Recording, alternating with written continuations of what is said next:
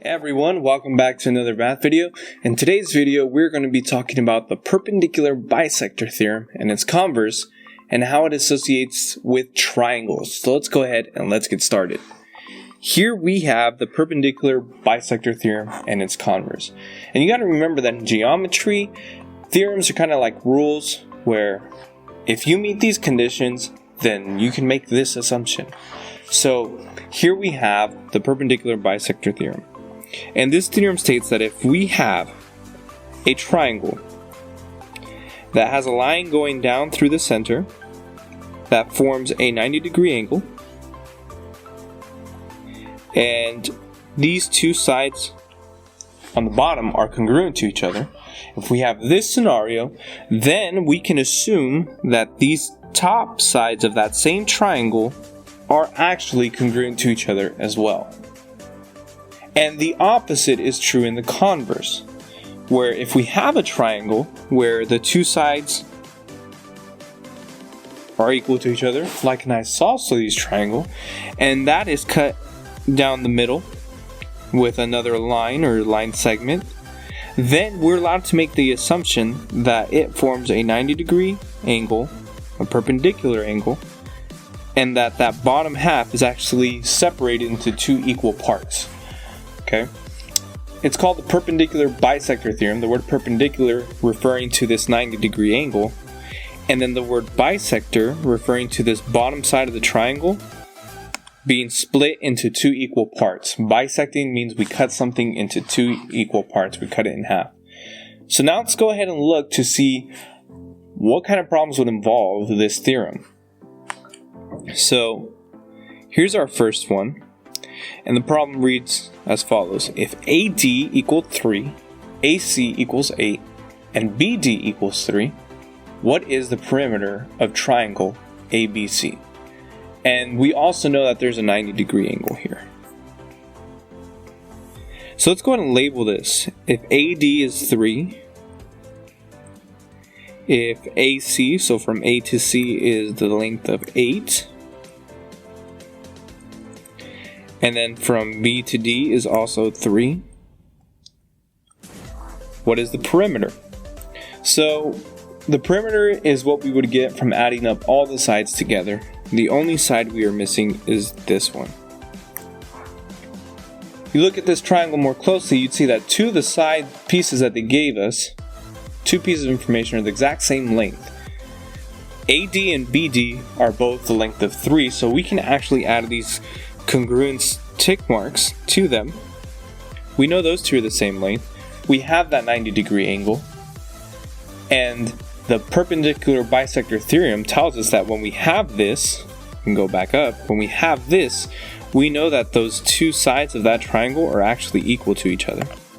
So basically, I know what this missing side is. By the perpendicular bisector theorem, if AC is 8, then BC also has to be 8. And then I can add the perimeter, I can find it. I'll say P for perimeter of triangle ABC is just 8 plus 8 plus 3 plus 3. Add up all those sides, you get 22. And that's how we use the perpendicular bisector theorem. Let's look at another problem.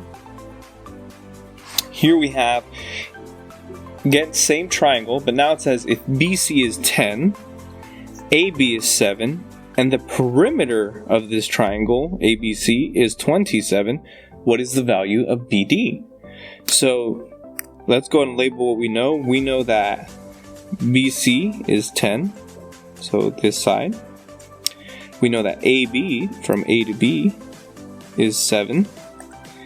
And we know that the perimeter of this whole triangle, so we don't know this side, but we know that if we were to add up 10, 7 plus this question mark, we would get 27.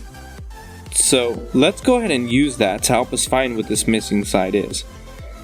10 plus 7 plus whatever that value is, when we add it up together, we should get 27. We can combine the 10 and the 7, we get 17, plus our question mark. We can then subtract 17 from both sides. And we find out that the question mark has to be the length of 10 as well. So I actually know this value is 10.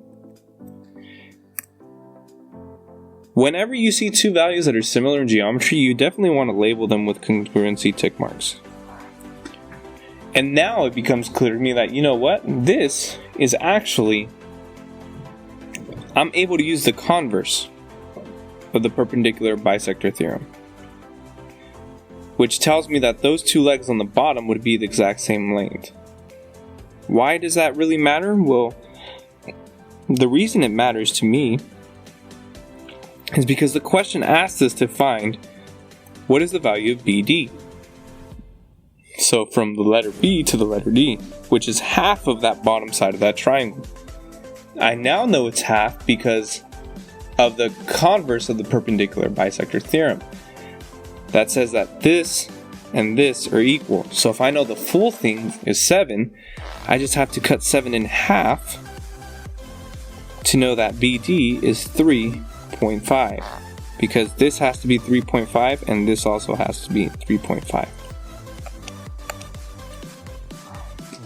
And that's how we use the converse to help us in a geometry problem. So hopefully now you feel like you understand what the perpendicular bisector theorem is when it comes to triangles. Once you got that down, I definitely recommend you check out this next video that has to do with an angle bisector theorem, also with triangles. As always, thanks for watching, and I'll see you guys in the next video.